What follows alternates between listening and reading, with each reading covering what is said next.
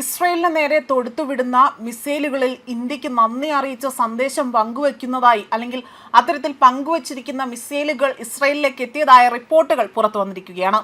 ഇസ്രയേലുമായും India നല്ല സുഹൃത്ത് ബന്ധം കാത്തുസൂക്ഷിക്കുന്ന ഒരു രാജ്യം തന്നെയാണ്. എന്നാൽ ഇപ്പോൾ ഇരു രാജ്യങ്ങൾക്കിടയിൽ പോലും ചില പ്രശ്നങ്ങൾ സൃഷ്ടിക്കാനുള്ള ചില തന്ത്രങ്ങളുടെ ഭാഗമായിട്ടാണോ ഇത്തരമൊരു നീക്കം ഇറാന്റെ ഭാഗത്തു നിന്നും ഉണ്ടായിരിക്കുന്നത് എന്ന വിലയിരുത്തലാണ് ഇപ്പോൾ രാഷ്ട്രീയ നിരീക്ഷകരടക്കം പങ്കുവയ്ക്കുന്നത്. ഇസ്രയേലിനെതിരെ ആക്രമണം ഘടിപ്പിച്ചിരിക്കുകയാണ് ഇറാൻ. തങ്ങളോട് ഐക്യദാർഢ്യം പ്രഖ്യാപിച്ച രാജ്യങ്ങളിലെ ജനങ്ങൾക്ക് നന്ദി അറിയിച്ചുള്ള സന്ദേശമാണ് ഈ ഒരു മിസൈൽ, ഈ തൊടുത്തുവിടുന്ന മിസൈലുകളിലൂടെ തന്നെ ഇറാൻ എഴുതി വിടുന്നിരിക്കുന്നത്, അല്ലെങ്കിൽ അവർ എഴുതി വിടുന്നത് എന്നതാണ് ഇവിടെ പുറത്തു വരുന്ന മറ്റൊരു കാര്യം. അതേപോലെ തന്നെ ഇസ്രയേലിന് നേർക്ക് തൊടുത്തുവിടുന്ന മിസൈലുകളാകട്ടെ കൃത്യമായി തന്നെ അവിടേക്ക് പതിക്കുന്നുണ്ട് എന്ന ഒരു സന്ദേശം കൂടിയാണ് ഇവർ പങ്കുവെക്കുന്നത്.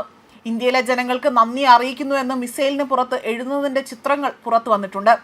ജർമ്മൻ ജനങ്ങൾക്ക് നന്ദി, ഇന്ത്യയിലെ ജനങ്ങൾക്ക് നന്ദി എന്നിങ്ങനെയാണ് മിസൈലിൻ്റെ പുറത്ത് എഴുതിയിരിക്കുന്നത്. സ്പെയിൻ, പാകിസ്ഥാൻ തുടങ്ങിയ രാജ്യങ്ങളിലെ ജനങ്ങൾക്കും നന്ദി അറിയിച്ചുള്ള എഴുത്തും ഈ മിസൈലുകളിലുണ്ട്.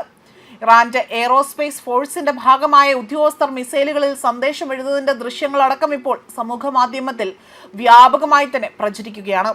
വെള്ളിയാഴ്ചയാകട്ടെ 83ാമത്തെ ആക്രമണം നടത്തിയതായി തന്നെ ഇറാന്റെ ഇസ്ലാമിക് റവല്യൂഷണറി ഗാർഡ് കോർപ്സ് അറിയിക്കുകയാണ് ചെയ്തത്. ഇസ്രയേലിലെ വിവിധ സ്ഥലങ്ങൾക്കും US ഉപയോഗിക്കുന്ന ഗൾഫിലെ വിവിധ സൈനിക കേന്ദ്രങ്ങൾക്കും നേരെയായിരുന്നു ദീർഘകാല മധ്യദൂര മിസൈലുകളും ഡ്രോണുകളും ഉപയോഗിച്ചുകൊണ്ട് തന്നെ അവിടെ ഇറാൻ വലിയ രീതിയിലുള്ള ആക്രമണങ്ങൾ അഴിച്ചുവിട്ടതും.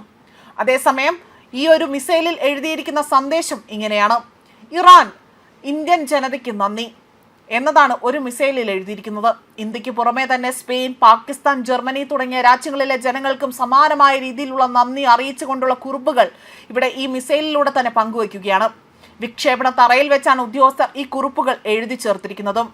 US ഇസ്രയേൽ സംയുക്ത നീക്കമായ ഓപ്പറേഷൻ എപ്പിക് ഫ്യൂറി അത് തുടരുന്നതിനിടയിലാണ് ഇസ്രയേലിന് നേരെ ഇറാൻ വീണ്ടും ഇത്തരത്തിൽ ശക്തമായ ആക്രമണം അഴിച്ചുവിട്ടിരിക്കുന്നതും. അതേപോലെ തന്നെ പശ്ചിമേഷ്യൻ സംഘർഷം മറ്റ് രാജ്യങ്ങളുടെ സമ്പദ് വ്യവസ്ഥയെ സാരമായി തന്നെ ബാധിക്കുമ്പോൾ ഇറാന്റെ സമ്പദ് വ്യവസ്ഥയെ അത് യാതൊരു വിധത്തിൽ പോലും ബാധിക്കുന്നില്ല, അല്ലെങ്കിൽ അവർക്കൊരു കോട്ടം പോലും സംഭവിക്കുന്നില്ല എന്ന ഒരു യാഥാർത്ഥ്യമാണ് ഇവിടെ എടുത്തു പറയുന്നത്. ഹോർമുസ് കടലിടുക്ക് അടച്ചതിന് പിന്നിൽ ഇറാന്റെ വ്യക്തമായ കരുനീക്കങ്ങളുടെ ഭാഗമായി തന്നെയാണ് എന്ന റിപ്പോർട്ടും സൂചിപ്പിക്കുന്നു. കാരണം മറ്റു രാജ്യങ്ങൾ ഇന്ധനക്ഷാമം നേരിടുമ്പോൾ ഇറാന്റെ സമ്പദ് വ്യവസ്ഥ യുദ്ധം തുടങ്ങി ഈ ദിവസം വരെ 4 ഇരട്ടിയായി തന്നെ കുതിച്ചുയരുകയാണ്. ഹോർമുസ് കടലിടുക്കിൽ ഉയർന്ന പ്രതിസന്ധികൾക്കിടയിലും എണ്ണ വിൽപ്പനയുടെ രീതിയിൽ ഇറാൻ പ്രതിദിനം $139 ദശലക്ഷം ഇവിടെ വരുമാനമായി തന്നെ നേടുന്നതായി റിപ്പോർട്ടുകൾ സൂചിപ്പിക്കുന്നത്. ഫെബ്രുവരി അവസാനം യുദ്ധം ആരംഭിച്ചതു മുതൽ തന്നെ ആഗോള വിപണിയിൽ എണ്ണവില വർദ്ധിച്ചതും ഇറാന്റെ ക്രൂഡ് ഓയിൽ ആവശ്യക്കാർ ഏറിയതുമാണ് ഇപ്പോൾ ഇത്തരത്തിൽ വരുമാനം വരാൻ കാരണമായിരിക്കുന്നത് എന്നതാണ് ഇവിടെ ചൂണ്ടിക്കാട്ടുന്നത്. ഫെബ്രുവരി മാസത്തിൽ $115 ദശലക്ഷം ഇരുന്ന ഇറാന്റെ പ്രതിദിനം ശരാശരി വരുമാനം മാർച്ച് ആയപ്പോഴേക്കും $139 ദശലക്ഷം ഉയർന്നിരിക്കുകയാണ്. ന്യൂസ് ഡെസ്ക് കർമ്മ ന്യൂസ്.